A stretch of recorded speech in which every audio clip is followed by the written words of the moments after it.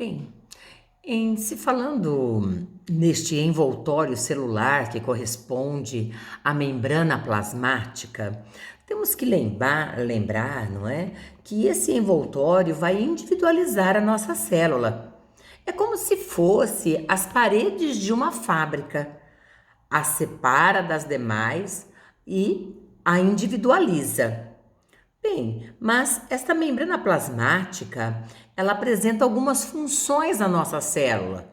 Ela protege a nossa célula, ao mesmo tempo que ela permite a entrada e saída de substâncias, desde que o tamanho seja compatíveis aos seus poros, sendo assim uma membrana considerada permeável e seletiva. Mas do que essa membrana é constituída? Ela apresenta uma composição química. Ela é formada por lipídios e por proteínas.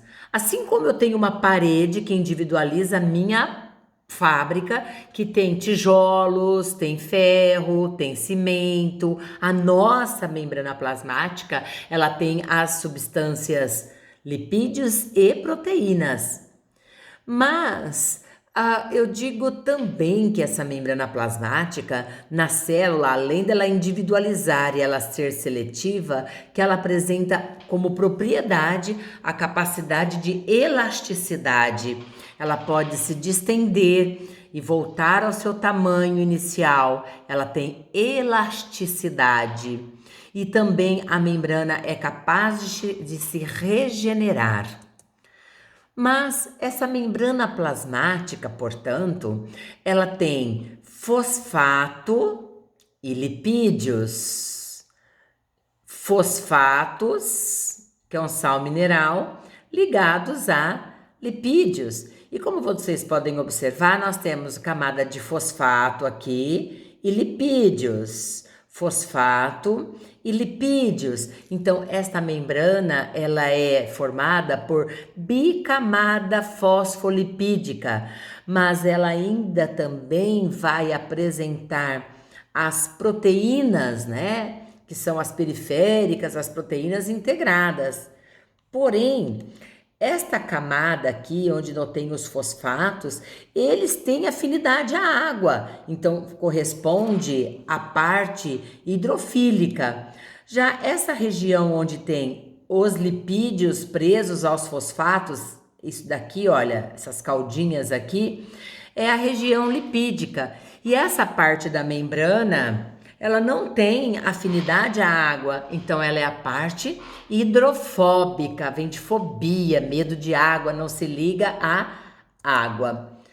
Mas essa membrana plasmática, a ela foi atribuído um modelo, né, por Single e Nicholson, e eles disseram assim, olha, ele disse assim, foi lá em 1972, quando ele criou esse modelo para a membrana. Ela é formada por bicamada de fosfolipídios, olha os fosfatos ligados a lipídios, duas camadas, certo, gente? Com proteínas integradas e com proteínas periféricas. E esta membrana tem ao longo da sua constituição também moléculas de colesteróis, gorduras aqui dentro, olha. Porém, essa membrana formada por bicamada de fosfolipídio, que tem proteínas integradas e proteínas periféricas. Na parte externa, nós podemos observar aqui as moléculas de carboidratos, açúcares ligados a proteínas, ou eles poderiam estar ligados também a fosfatos.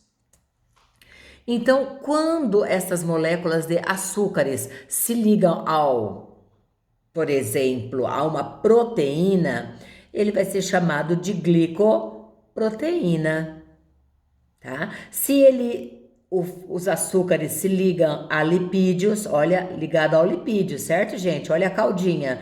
Então, é um glicolipídio. Estes açúcares, a glicoproteína, o glicolipídio ou um oligosacarídeo, que é um açúcar pequeno aqui, olha, eles é que vão formar o glicocálix da célula. Então, retomando, fosfatos, lipídios, fosfatos, lipídios, proteínas integradas, proteínas periféricas, certo, pessoal? E do lado externo, os glicocáliques, que se encarregam de fazer o reconhecimento de partículas estranhas, estando esses açúcares ligados às proteínas, ou a lipídios, ou até mesmo a fosfatos. Bem, aqui eu tenho uma imagem bem mais bonita da membrana plasmática, os fosfatos, os lipídios, as proteínas integradas, as proteínas periféricas e as moléculas de glicocálicos, que são encontradas do lado externo. Mas essa membrana plasmática, além de individualizar a célula, ela pode sofrer algumas especializações. Aqui vocês podem ver que é a membrana plasmática da célula e uma das suas extremidades está cheia de dobras, que são as microvilosidades, que servem para aumentar a superfície de contato e melhorar a absorção. Porém, nós podemos encontrar a membrana também, principalmente dentro das mitocôndrias, ela vai apresentar umas dobras, e essas dobras são chamadas de invaginação de bases. Essas dobras, essas invaginações de bases, elas são importantes, inclusive lá dentro do nosso rim, para fazer a reabsorção da água.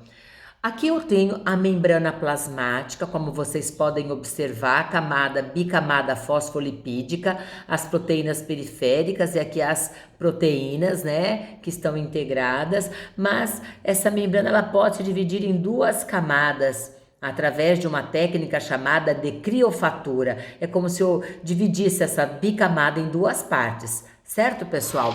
Lembrando que no meio lá daqui dos lipídios, olha, nós podemos encontrar essas moléculas de colesterol. E os açúcares estão ligados tanto à proteína quanto a fosfatos ou até mesmo a grupos lipídicos.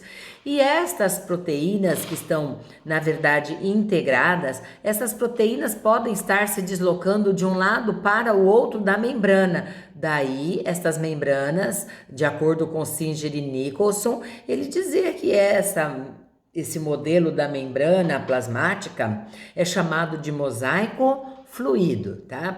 Pelo fato dessas proteínas se deslocarem de um lado para o outro da membrana.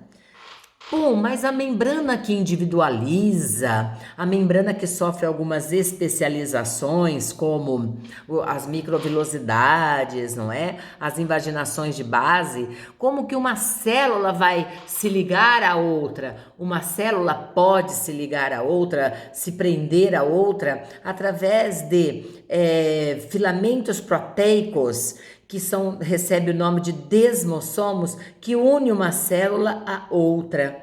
Ou pode ocorrer a formações, aqui pessoal, olha, nós podemos ver os filamentos, né, unindo aqui duas membranas, olha. E aqui nós temos as interdigitações, que vai aumentar a adesão entre duas células. Aqui eu tenho uma célula, aqui uma outra célula, aí ela sofreu essas dobras aqui, olha, que a gente chama de interdigitações. Nós podemos dizer que os desmossomos une uma célula a outra. Une uma célula a outra, mas que as interdigitações, o que ela faz? Ela aumenta a adesão entre as células. E ainda a respeito da membrana plasmática, como vocês podem observar, ela mesma vai permitir que uma célula se ligue à outra, seja por desmossomos ou seja por interdigitações. Mas essa membrana plasmática, ela também pode formar as zônulas oclusiva ou junção oclusiva. É como se determinados pontos dela ocorresse ali uma região de constrição. Está vendo? Para que uma membrana possa se unir a outra, tipo uma espécie de um grampeador, é a junção oclusiva. Mas podemos formar também junção comunicante. A gente pode observar que essas membranas, olha, elas formam junções e aí ainda forma assim canais que permite a comunicação entre uma célula e outra. Então, a membrana plasmática, ela individualiza a célula, ela é seletiva, ela sofre as especializações como microvilosidades, desmossomos, interdigitações. Para que uma célula se ligue a outra, pode ocorrer aí os desmossomos, as interdigitações, a junção comunicante ou a junção oclusiva. Então, olha, a estrutura da membrana, a ela foi atribuído o modelo mosaico fluido, ela é seletiva, ela reconhece os corpos estranhos e ainda sofre as especializações.